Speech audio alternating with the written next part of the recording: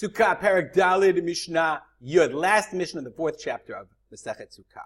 We're going to continue talking about the process of Nisuch Hamayim. In the last Mishnah, we talked about the beautiful procession and the event that was called the Nisuch Hamayim, the pouring, the libation, the pouring of the water on the Mizbeach on Sukkah, in Sukkot, that was a halacha l'Moshe Misinai.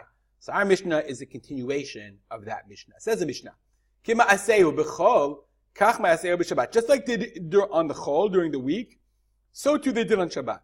Ela, shehaya mimalei me'erev Shabbat chavit shel zahav she'ina mikudeshet. Rather, but the difference is that as opposed to, remember we learned in the last Mishnah, that they would go down and have this whole procession from the shiloach, from the silwan, from the water.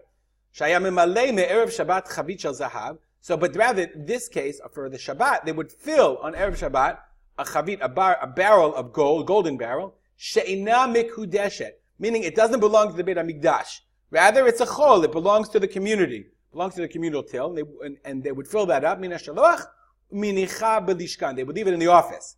Why would it have to be she'ina mikudeshet, not belonging to the Beit HaMikdash? Why? It was not lodit chancha la'avodat mizbeach. Not that it doesn't belong to the Beit HaMikdash, but it wasn't devoted with chancha. Chinuch means it wasn't consecrated for the worship in the mizbeach. Why? Dihavi maiti b'mekudeshet. If they put the water in a vessel that was consecrated for avoda, for worship in the Beit HaMikdash, ifsalu lahu belina. Then as soon as you leave water over, then they became pasul with lina. Lina means leaving over at night. Linat laila, overnight. So anything that's left overnight is pasul. Sheklei sharet mikadshim, because any klei sharet, any vessels that were devoted to the avodah, make whatever's in it kodesh. Tirechtiv, as it says, kol hanogeh be'em yigdash. Whatever touches them becomes kodesh. V'chol hakadosh kedushat guf nifsa belina. Anything that has kedushat guf, that is physically kadosh, it becomes pasul. It's no longer usable if it was left overnight. So therefore, since they have to leave the water overnight because they can't draw it on Shabbat, they have to leave it in a chavit she'ina mekudeshet. Okay, and then they leave it in the lishka. Nishbecha o nitgalta, and they would leave it covered, obviously, because mayim megulim, uncovered water, is pasul. The reason why mayim megulim is pasul, it's also there's a halacha about that it becomes not kosher because we're afraid that it was that a snake got it and it left its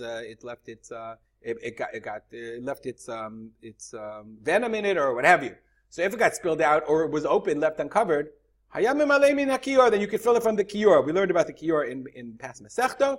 Okay, you can leave it from the kiyor. Shahayayin, hamayim migulim, psulim legabe mizbeach, because wine or water that are migulim, that are uncovered, are pasul from the mizbeach. You can't leave them. You're not allowed to use them on the mizbeach. And remember that we learned the kiyor was a special thing that they had, that they established. They built this contraption in order to leave it in the well overnight. This again is the picture from the Machon HaMikdash website. I'll move myself over so you can see it. Right, this is the kiyor, and remember they had this crazy contraption built so that they would lift it up and then leave it in the water so that it wasn't a problem of lina. Which actually, if you ask me, only raises the question: why don't they just draw the water from here if they had a well available? But I'm not entirely sure. Nonetheless, we'll stop here. That's the end of our Mishnah and dedicate our learning to memory of my father, Arav Simcha ben Yitzchak Kalman. Have a great day.